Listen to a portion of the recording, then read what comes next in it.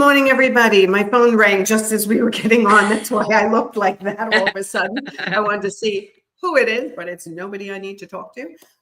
Okay, welcome, everyone. Good morning, Lesley. It's our Thursday morning Profitable Interior Designer broadcast. It is, and we're doing another Q&A today, which I love to get to answer these designers' questions live. They're a lot of fun. Yes. Now, what we're doing, so everyone understands, is we're taking some questions that are coming into the Interior Design Business Forum, which is my private Facebook group with almost 9,000 interior designers. Almost 10. Oh, sorry, almost 10,000. So if you're watching from one of the other platforms, which I should be trying to share, I think I messed up my Instagram again, Lesley. It's okay. Technology, Nancy, it sucks. Knowledge is ridiculous. Okay, so today we are answering a question from, I'll give it to you. Yes, Stacy with a question, and this is a great one. She's asking about niche marketing. And her question is, I have been in practice for over 20 years and recently moved across the country, relaunching a very specific niche, as my Instagram handle is @emergencydesigner. My question is, what is a more effective way to market a specific niche? I have a social media manager who takes my content and shares it in a very nice branding model, and that's growing. I network in person in a variety of opportunities. I'm also the president of the NKBA South Florida chapter, and I'm getting the word out. Those are all great things.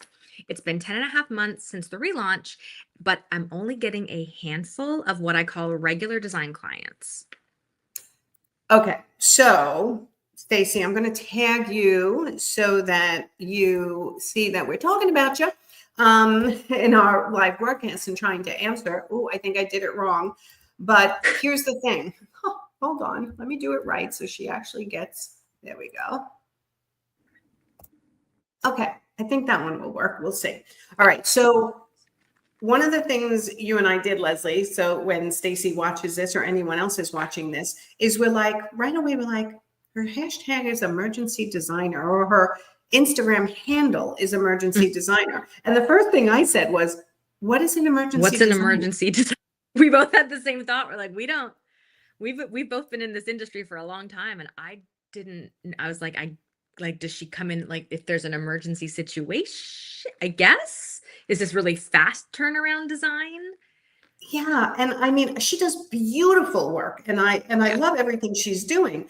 I just think there might be a little bit of a disconnect with the branding, because across the platforms at a quick glance, again, when you're coaching with us, when you're in the Profit Insider Academy, we deep dive into your websites, into your branding, your social media, and across the board, what are you looking like? But our first initial reaction, Stacy, was, what is an emergency designer?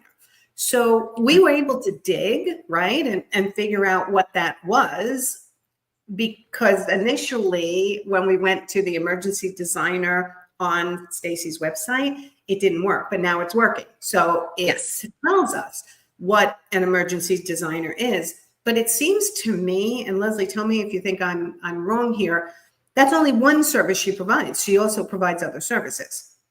Yeah, if I'm understanding correctly, Stacy, it looks like emergency designer is a service you offer where you partner with professionals, contractors, people, to help restore homes after fire, flood, other emergencies. And that makes sense to me.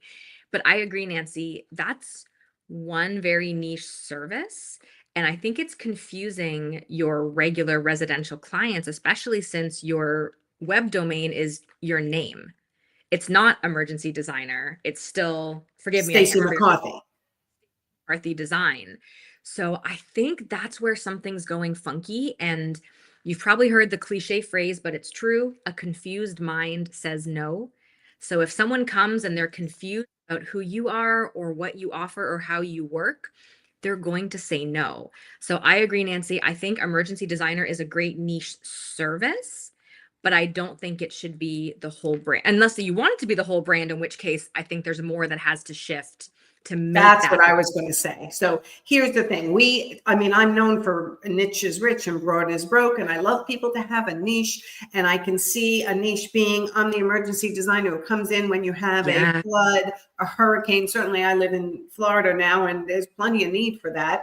But it's not clear. So either Stacy's in transition with her brand and she's trying to Mhm. niche down to emergency designer, to be known, to be able to be called in the last minute and get everything done.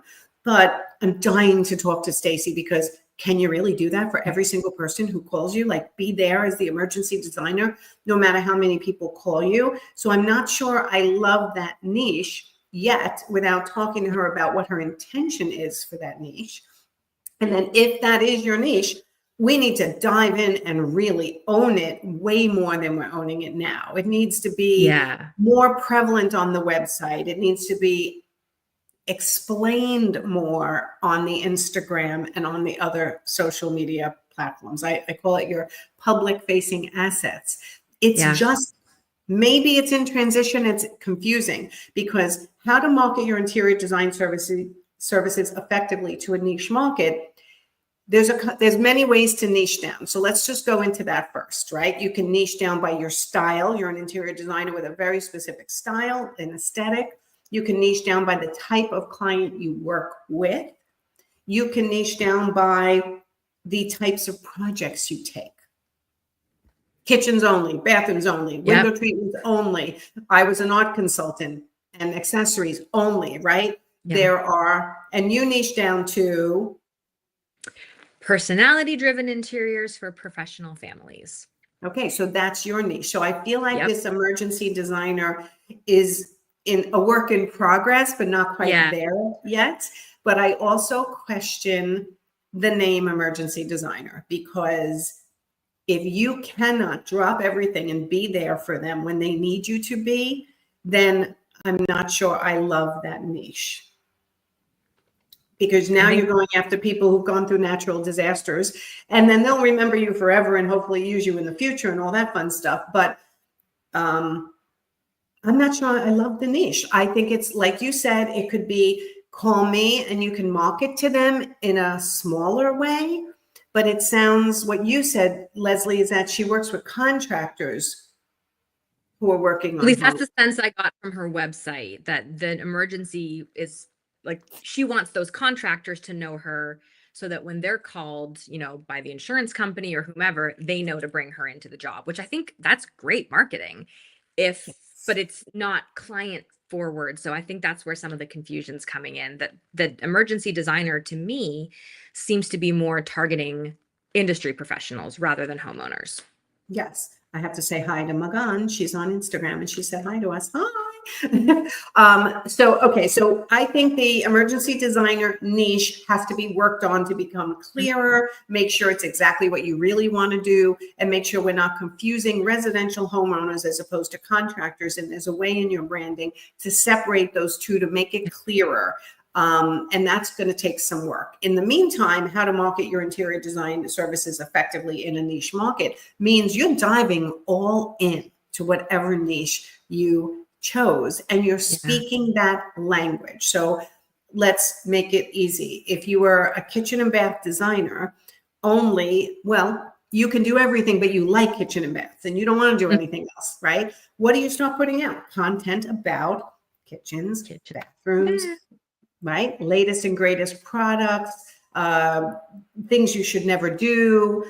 That's how you start marketing to your niche, by talking directly to them. So again, if we go back to emergency designer, you should be talking all about disasters and cleaning up from disasters and making it now your own and how you help them. But I don't think that's what Stacy really wants to do. It's only like a piece of it. So when you market to your specific niche, what are you thinking of? Let's tell everyone how you create your avatar, your ideal client. Yeah. Well, I want to start with the fact that her question wasn't about, is my niche good, which is what we've touched on. And I think that's important. Her question was how to market effectively in a niche market. And I actually think she's doing a lot of the right things. She is, investing in her social media. She's networking. She's the president of the NKBA to get the word out. Like, check, check, and check. Those are all things we do. For me, with the high achieving professionals, a small thing, but I think it's making a difference, is I've realized most of my best clients, and I'm air quoting that, but most of my best clients are CEOs, they're medical professionals, they're doctors, they're surgeons, or they're attorneys. And I've actually Mm. started titles in my web copy. Like, we serve busy professional families, and forgive me, that might not be the exact wording, like doctors, attorneys, and CEOs, because I want my clients to see themselves in that and to know that I understand what it looks like to work with a busy doctor, a busy CEO, things like that. Yes. So that's just one, I guess. Is that a demographic or sociographic? I don't know the difference. That's something that's in common with all my clients, is they tend to be Yes. the busy professionals. And so mentioning that in my copy really helps, because they can see themselves in. They see if there's something, if there's a common thread between her ideal clients. And maybe it's not you're a doctor, CEO, or executive. You are, a retiree, an empty nester who's just gone through a disaster, something like that. Like, you've got to get really specific on who you best want to serve, because even that emergency designer niche, there's going to be a very big difference in working with a young family with toddlers and kids at home and pets restoring their home versus the luxury condo of a retiree who has a vacation home in that area. Right. And So that's where it starts to get so confusing. Like, I what, agree. again, we back to, what does emergency designer mean? Who is actually your ideal client? Yeah. It's just fuzzy in the words alone. Now, I get the fact, if Stacy's watching, she's going to be like, yeah, but just go read my website. It gives them more of an explanation. And it does. But Yes. what you just said is, if someone has to think for half a second, like, what does that mean? Forget it. And they just don't want to have to read. Our It's so branding true. has to be very clear. Like, I remember, and you know this story, but when I was going through my branding process at the time, I was like, am I a consultant? Am I a coach? No, I don't want to call myself a coach. A strategist. I'm like having your business mom. I was like I was trying, literally, I came up with so many different things. And the company that I was branding with, I'm like, I don't know what to call myself, like your business mom, your business partner, a consultant, a strategist. And they're like, tell us what you do.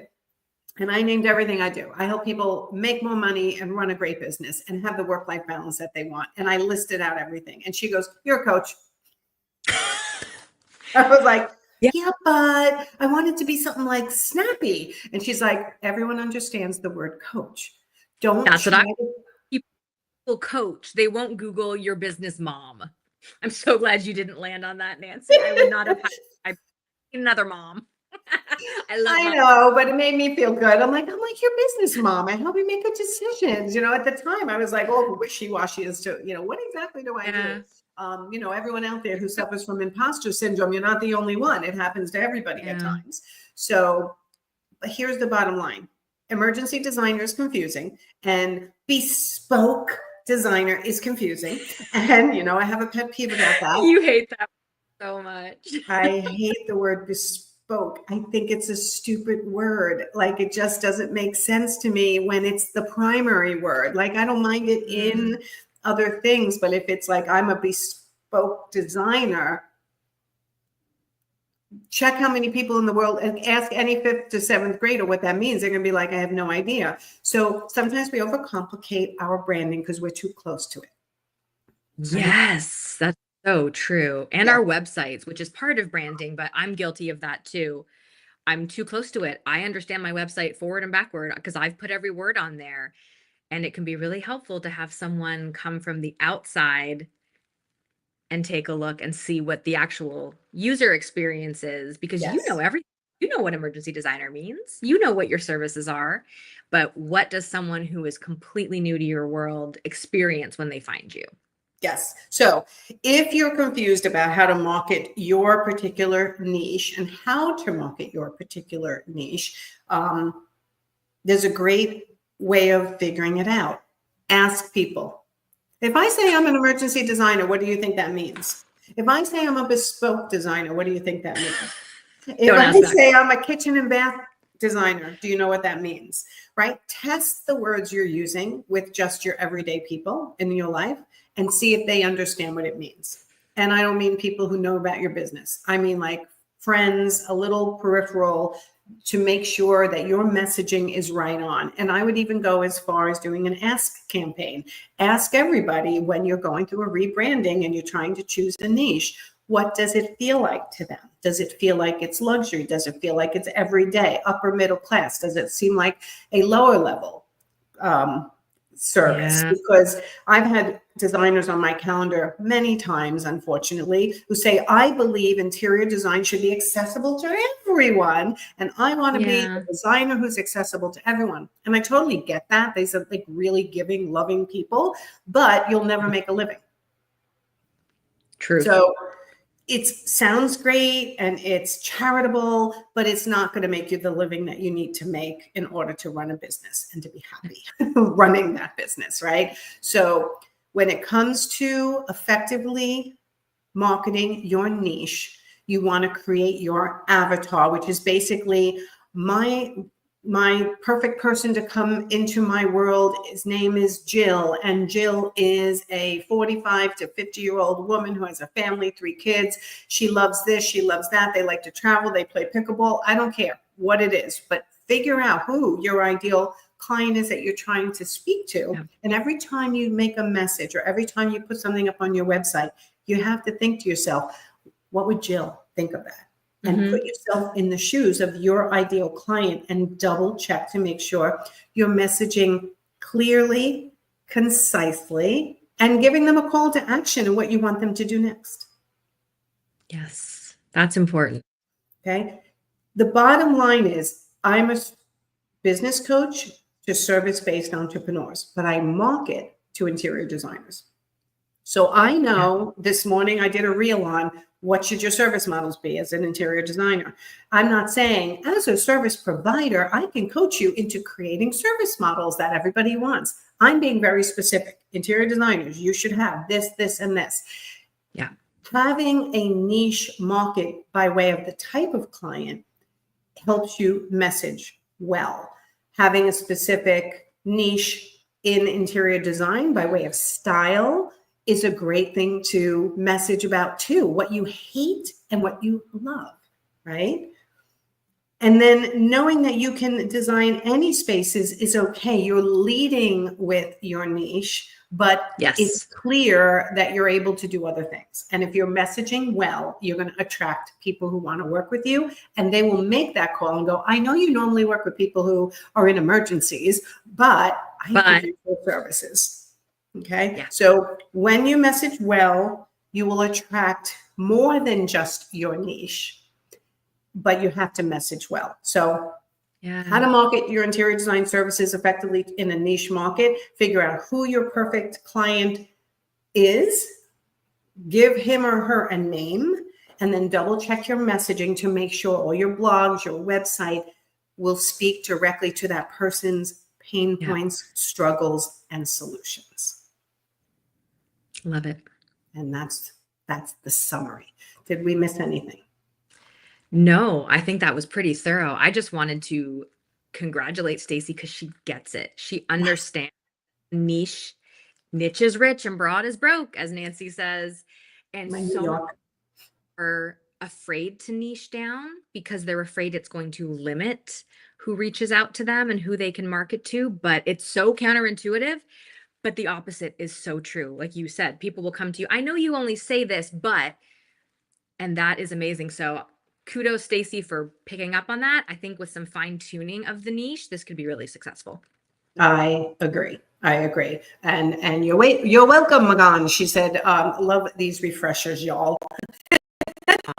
Awesome. So, all right, everyone. We are sourcing questions for these Thursday lives. So in the Interior Design Business Forum, there is a pinned post that you can click and submit a question into our Google Sheet, and we will choose a question every Thursday if they are submitted and answer them live. And we'll always try to tag the person we are answering for so you'll get notified. We don't always know way in advance, so we can't do it way in advance, but at least you'll be tagged so you can come back and watch the replay. So have a great day, everybody, and we will see you next week. Oh, wait, one other thing. The applications for the Profit Insider Academy Small Business Coaching for Interior Designers is now open. We already have 2 people in, 2 more people on our calendar, or 3. And it's a small group, so it closes fast, guys. If you are struggling with growing your business, our next group, which is an extremely successful group coaching, I have to say, right? By the end of our Yeah. sessions, these people are really killing it. So if you want to change the face of your business in 2025, our January group applications are open. So go to my website, nancyganzikoffer.com. At the top, there'll be a drop down, click it, get on my calendar, answer a few questions, and we'll chat about your business to see whether you're a good fit for the program and if you're ready to do the work. Because it takes work. Awesome. Okay. It does. All right. It's worth it. It's worth it. All right, everyone. We'll see you next time. Bye. Thanks for watching. Bye.